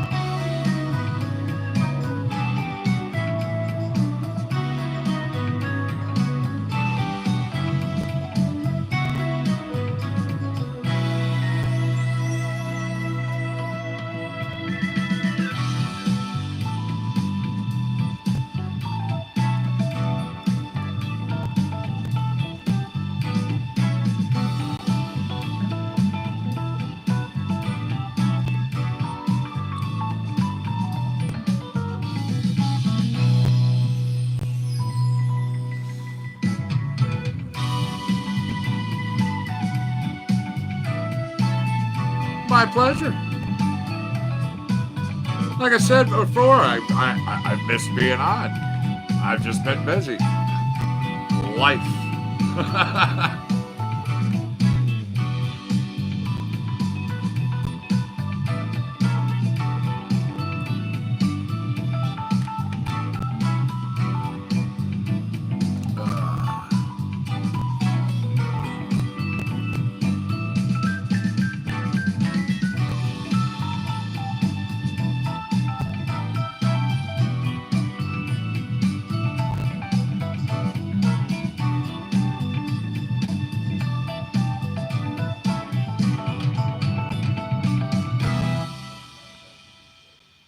Again, that was called Wind Power. Brian Wythcombe, the artist. Oh my, oh my. A tune coming to you from Michael James Greco. Learning through the changes. Lately I feel so low. Trying to rearrange this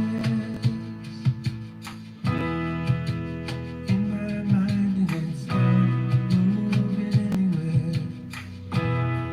When you say what you don't say, when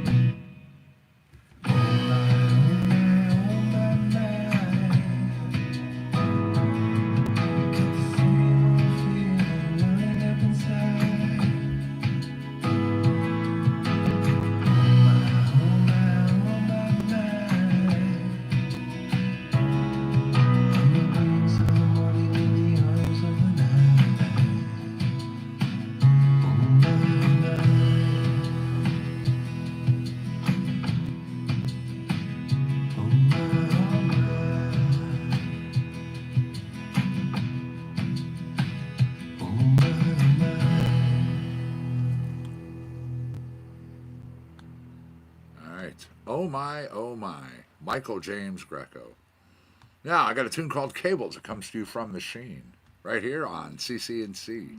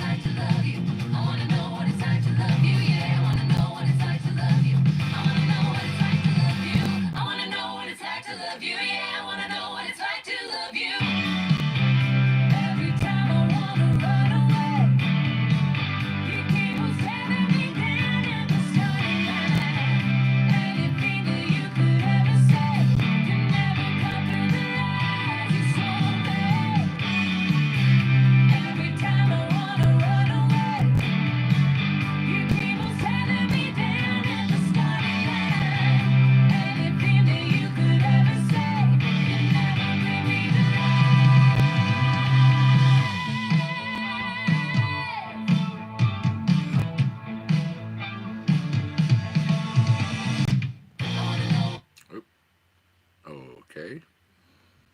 A little impromptu stop, but good tune nonetheless, though. It's called Cables from the Sheen.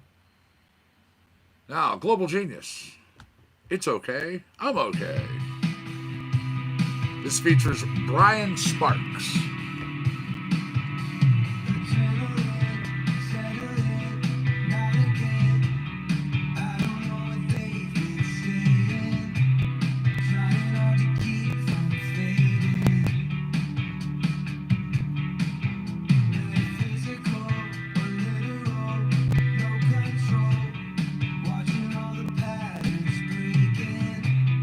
Trying not to keep from fading.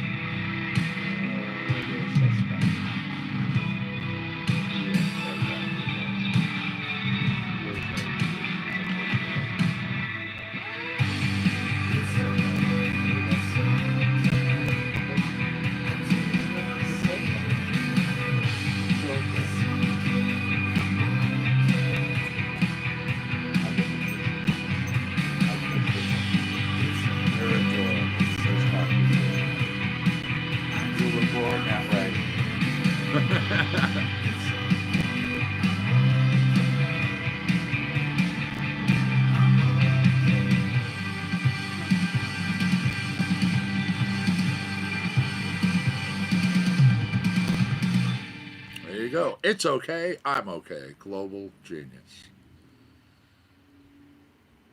Next up, Nico Fuzz. It's called We Remember Yesterday. There it goes.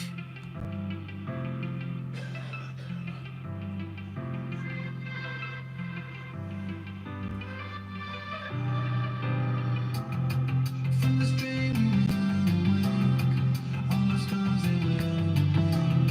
And though we have to break away, we remember yesterday. We were walking off in the forest, everything was fine, it was flawless. Then the comet fell in our orbit, and it changed our everything. Now we're swept away in the torrent. Mama said be brave as you call. Now we're singing out like a chorus. What do we do now? In us together, in us together. All will be better. From the stream we will awake. All our scars they will remain. And though we have to break away, we remember yesterday. From the stream we will awake. All our scars they will remain. And though we have to break away, we remember yesterday. We remember, we will never forget. We remember, we will never forget. We remember, we will never forget. We remember yesterday.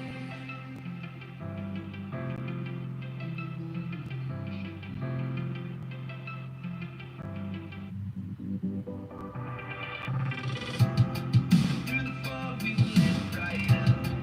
Half full of when we fill this cup. We will learn from the mistakes we made. Fast forward to a different plane. Feels like we are going insane. To the sunlight from the shade. What do we do now?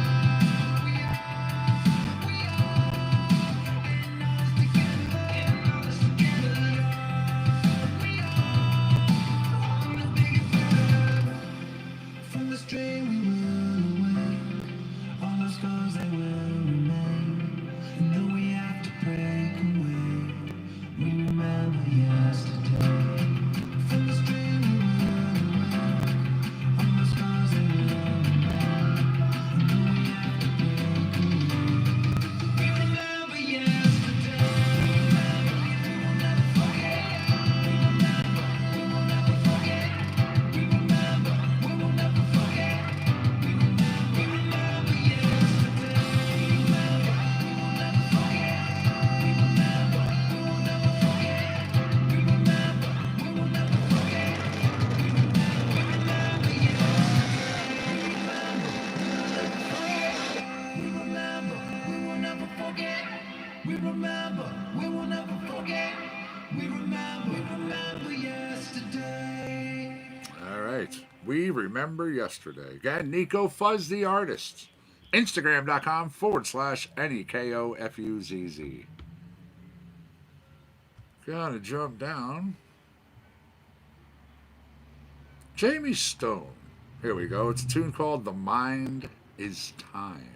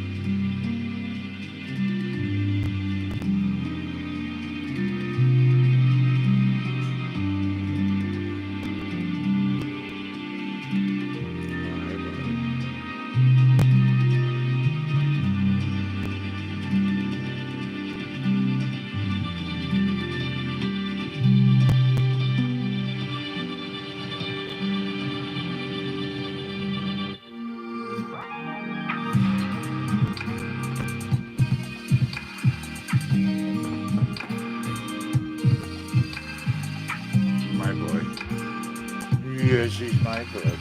There you go, buddy. Come on. There you go. Up on your perch. Up on the perch. Fine.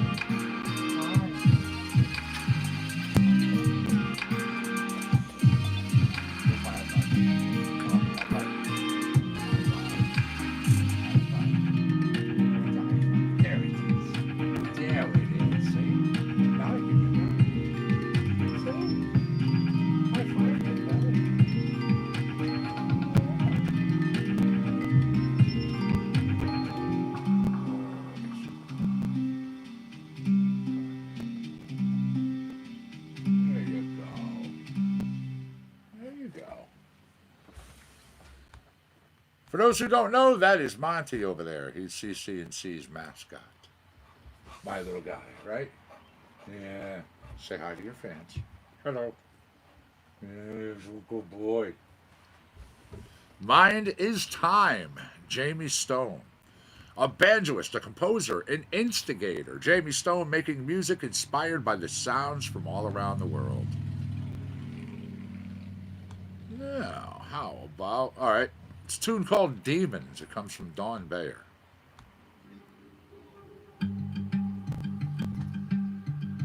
Sometimes I don't know what to say.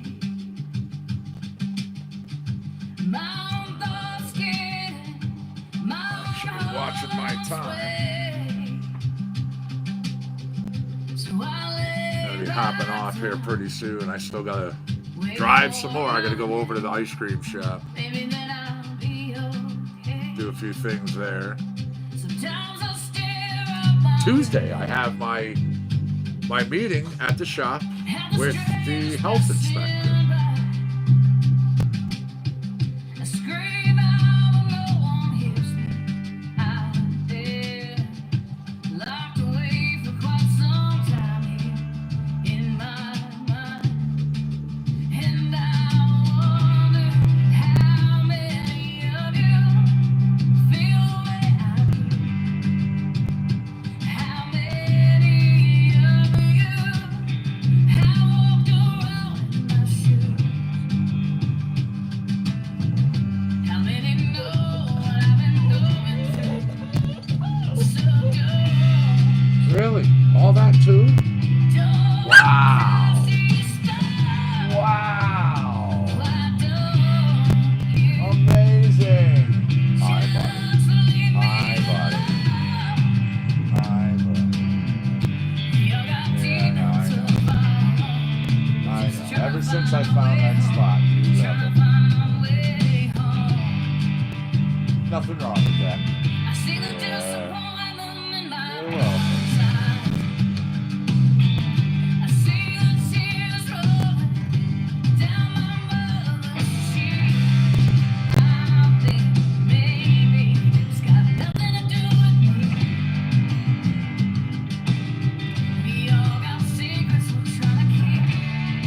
Ghosts that keep us from sleep, ghosts that keep us from sleep. And I wonder how many of you feel the way I do. How many of you have walked around in my shoes? How many know what I've been going through? So don't casting spell. Why don't you just leave me alone? We all got demons of our own.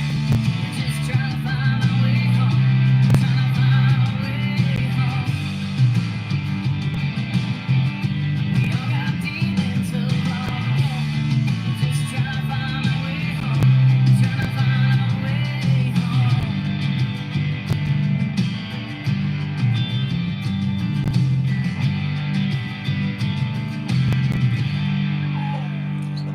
All right, there we go. Dude, called Demons. Hey, stop. Relax. I'm gonna be off in a few minutes, buddy. I promise. in a few minutes. He is awesome. All right. Let's go over here. Gabe Witcher. New to us.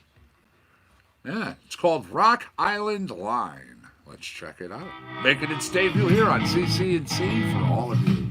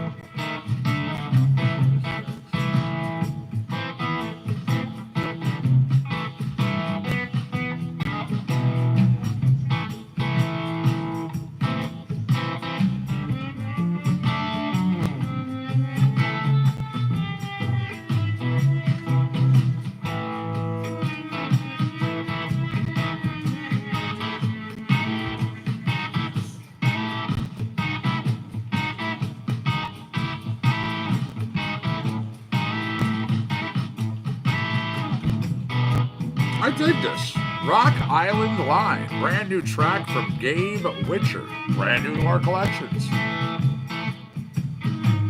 We'll definitely be hearing more, for sure.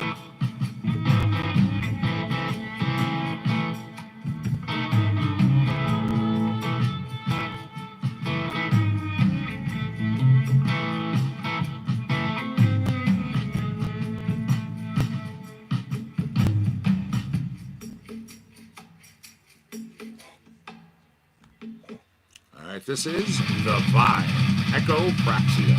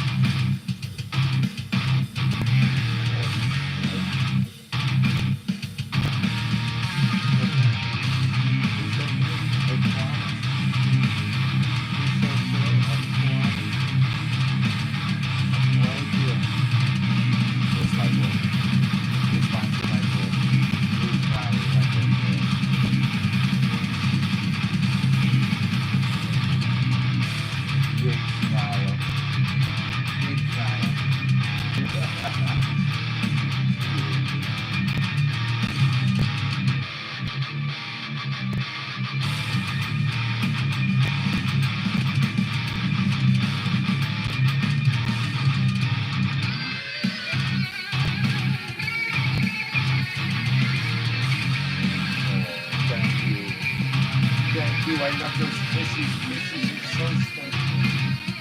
Kisses are good. Yeah. Kisses are good.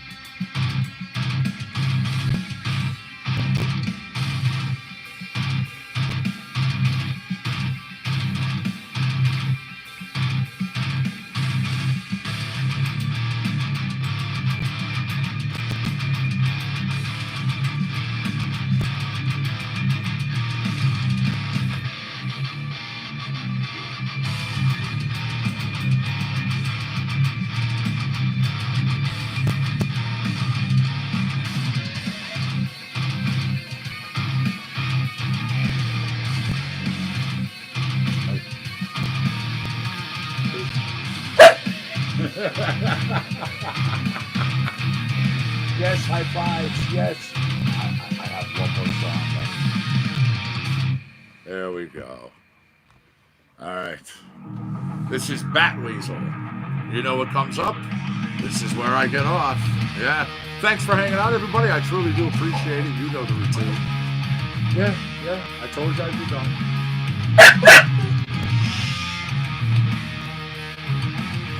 Got stuff I got to do. I still have some running around. I have to go over to the shop. I have some grass to cut.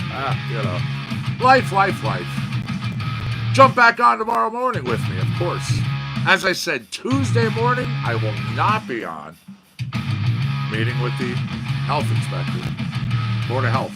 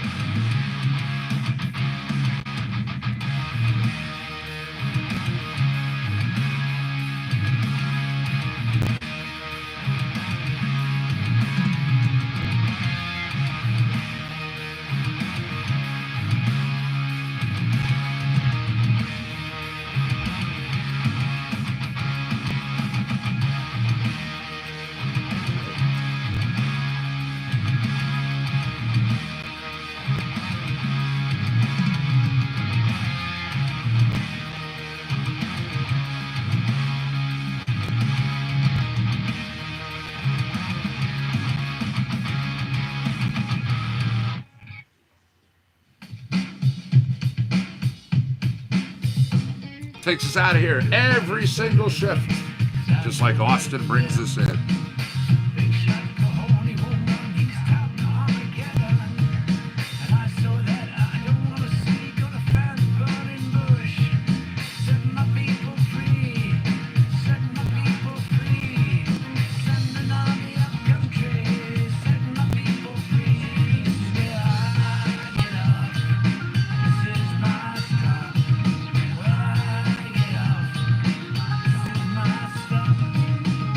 No